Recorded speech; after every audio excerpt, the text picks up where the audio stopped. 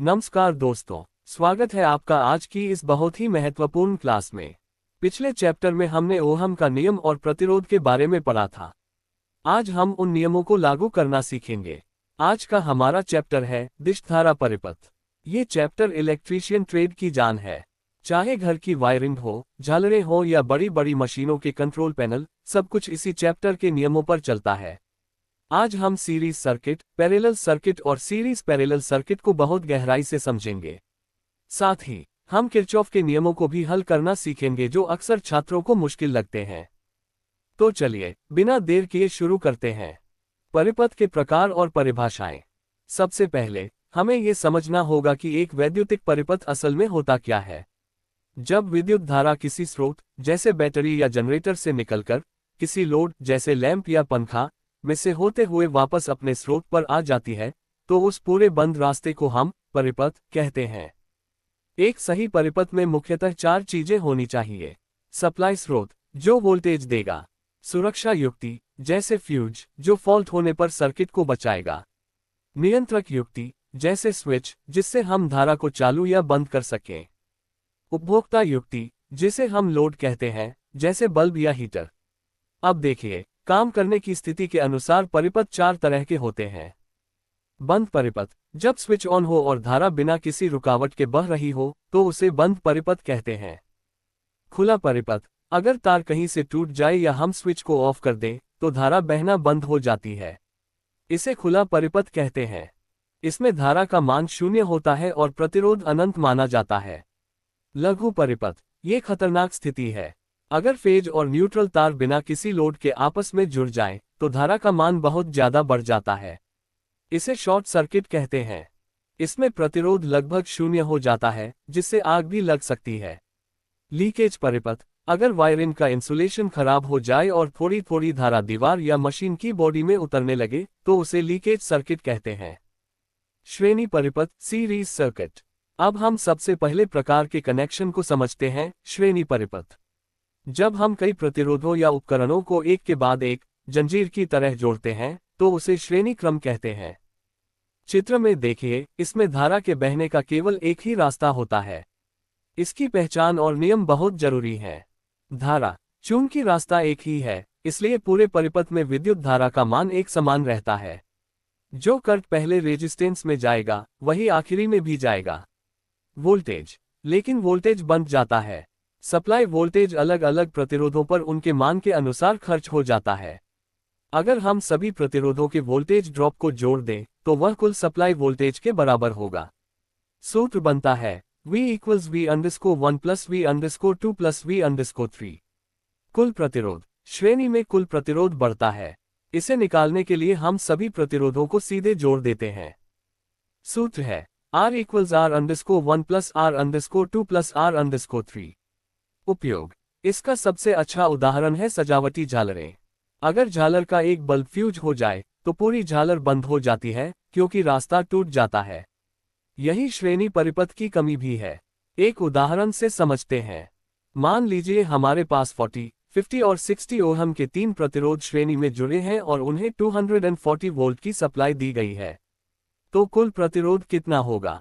40 + 50 + 60 = 15 ohm. अब परिपथ की कुल धारा कैसे निकालेंगे? ओहम के नियम से धारा बराबर वोल्टेज बटे प्रतिरोध, यानी 240 150। इसे हल करने पर हमें धारा मिल जाएगी। समानांतर परिपथ पैरेलल सर्किट। अब आते हैं दूसरे और सबसे ज्यादा इस्तेमाल होने वाले कनेक्शन पर, समानांतर परिपथ। जब सभी प्रतिरोधों के पहले सिरे एक साथ और दूसरे सिरे एक साथ जोड़ दिए जाते हैं तो उसे समानांतर क्रम कहते हैं। हमारे घरों की सारी वायरिंग इसी क्रम में होती है। इसकी खास बातें। वोल्टेज इस परिपथ में सभी उपकरणों को समान वोल्टेज मिलता है। अगर आपके घर में 220 वोल्ट आ रहा है तो पंखे को भी 220 मिलेगा और बल्ब को भी। धारा यहाँ धारा बंध जाती है। धारा के बहने के कई रास्ते होते हैं। जिस रास्ते का प्रतिरोध कम होगा वहां से ज्यादा धारा बहेगी। कुल धारा अलग अलग शाखाओं की धाराओं के जोड़ के बराबर होती है। सूत्र I = I_1 + I_2 + I_3। कुल प्रतिरोध यहाँ कुल प्रतिरोध घट जाता है, यहाँ तक कि जो सबसे छोटा प्रतिरोध लगा है कुल प्रतिरोध उससे भी कम आएगा। सूत्र है 1 R equals 1 R underscore 1 plus 1 R underscore 2 plus 1 R underscore 3। चालकता विधि। कभी कभी हम प्रतिरोध की जगह चालकता का इस्तेमाल करते हैं। चालकता प्रतिरोध का उल्टा होती है। समानांतर में कुल चालकता अलग अलग चालकताओं के जोड़ के बराबर होती है। ये गणना को आसान बना देता है। उदाहरण, मान लीजिए 2 ओहम, 4 ओहम और 6 ओहम के 3 प्रतिरोध समानांतर में लगे हैं। इनका कुल प्रतिरोध निकालने के लिए हम सूत्र लगाएंगे 1 R equals 1 half plus 1 quarter plus 1/6। लघुत्तम लेकर हल करेंगे तो हमें कुल प्रतिरोध मिल जाएगा। याद रखिए, उत्तर 2 ओहम से भी कम आएगा। श्रेणी समानांतर परिपथ सीरीज पैरेलल सर्किट। असल जिंदगी में सर्किट्स थोड़े जटिल होते हैं। वहां कुछ हिस्से श्रेणी में होते हैं और कुछ समानांतर में। इसे मिश्रित परिपथ कहते हैं। इसको हल करने का तरीका यह है कि हम इसे टुकड़ों में तोड़कर हल करते हैं। सबसे पहले परिपथ के उस हिस्से को हल करें जो पूरी तरह से पैरेलल या पूरी तरह से सीरीज में दिख रहा हो। जैसे जैसे आप हल करते जाएंगे, सर्किट छोटा और सरल होता जाएगा।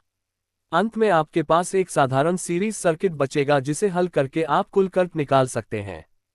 आपके चैप्टर में एक बहुत अच्छा उदाहरण दिया गया है व्हीटस्टोन ब्रिज जैसा दिखने वाला। इसमें हमें पहचानना होता है कि कौन से दो रेजिस्टेंस सीरीज में है और कौन से पैरेलल में। हमेशा धारा के चलने की दिशा से सोचें, जहां धारा बंटेगी वहां पैरेलल और जहां सीधी जाएगी वहां सीरीज। किरचॉफ के नियम, किरचॉफ्स लॉस। अब हम आते हैं इस चैप्टर के सबसे टेक्निकल हिस्से पर, जिसे समझने में अक्सर छात्रों को दिक्कत होती है, किरचॉफ के नियम। जर्मन वैज्ञानिक गुस्ताव किरचॉफ ने जटिल परिपथों को हल करने के लिए 2 नियम दिए। 1. प्रथम नियम, धारा नियम या केसीएल। इसे जंक्शन का नियम या बिंदु नियम भी कहते हैं। यह नियम कहता है कि किसी भी संगम या जंक्शन पॉइंट पर आने वाली धाराओं का योग वहां से जाने वाली धाराओं के योग के बराबर होता है। आसान भाषा में, जितना करंट आएगा उतना ही जाएगा। जंक्शन पर करंट रुकता नहीं है। बीजगणितीय रूप में कहें तो किसी जंक्शन पर मिलने वाली समस्त धाराओं का बीजगणितीय योग 0 होता है। आने वाली धारा को हम धनात्मक प्लस मानते हैं और जाने वाली को ऋणात्मक। तो सिग्मा I equals 0। 2. द्वितीय नियम, वोल्टेज नियम या केवीएल। इसे मेश नियम या लूप नियम कहते हैं। यह ऊर्जा संरक्षण के सिद्धांत पर काम करता है। यह नियम कहता है कि किसी भी बंद सी परिपथ में सभी ई, एम, एफ विद्युत वाहक बल और वोल्टेज ड्रॉप विभव पतन का बीजगणितीय योग 0 होता है। यानी एक बंद लूप में जितना वोल्टेज बैटरी ने दिया और जितना वोल्टेज प्रतिरोधों में खर्च हुआ I टाइम्स R, उनका हिसाब बराबर होता है।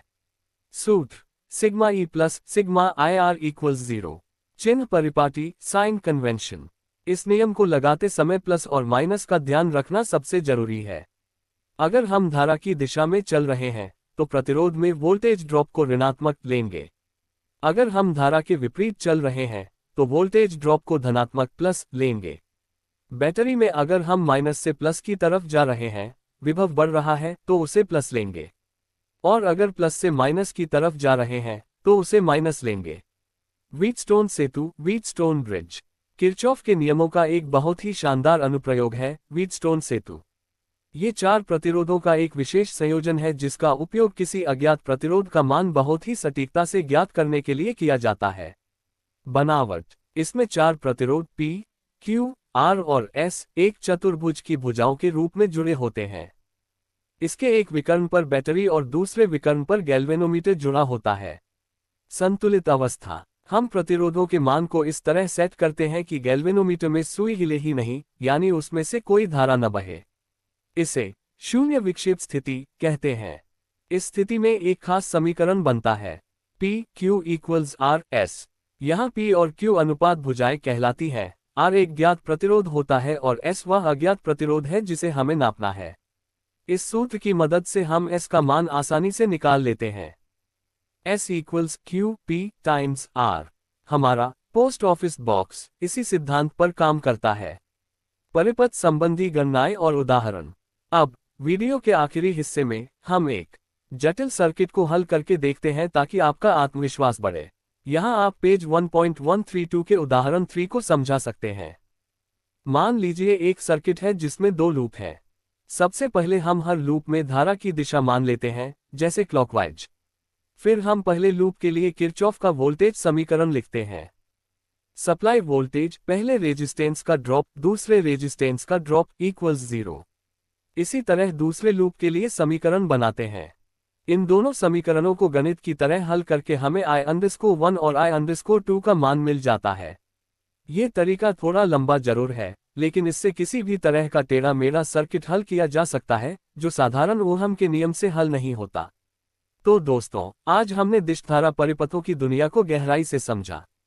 हमने देखा कि सीरीज में करंट समान रहता है और वोल्टेज बढ़ता है, जबकि पैरेलल में वोल्टेज समान रहता है और करंट बढ़ता है। हमने किरचॉफ के नियमों से ये जाना कि सर्किट में आने जाने वाली धारा और वोल्टेज का हिसाब कैसे रखा जाता है। और अंत में व्हीटस्टोन ब्रिज से अज्ञात प्रतिरोध निकालना सीखा। ये सभी टॉपिक्स आपकी परीक्षा के लिए बहुत महत्वपूर्ण हैं, खासकर न्यूमेरिकल्स के लिए। मैं सलाह दूंगा कि आप अपनी किताब के उदाहरणों को खुद से हल करके देखें। अगर आपको ये क्लास पसंद आई हो, तो वीडियो को लाइक जरूर करें। मैंने आपके लिए पूरी इलेक्ट्रीशियन थ्योरी की एक प्लेलिस्ट बना दी है, उसे चेक करना न भूलें। चैनल को सब्सक्राइब करें और अपने दोस्तों के साथ शेयर करें। मिलते हैं अगली क्लास में, तब तक अभ्यास करते रहिए।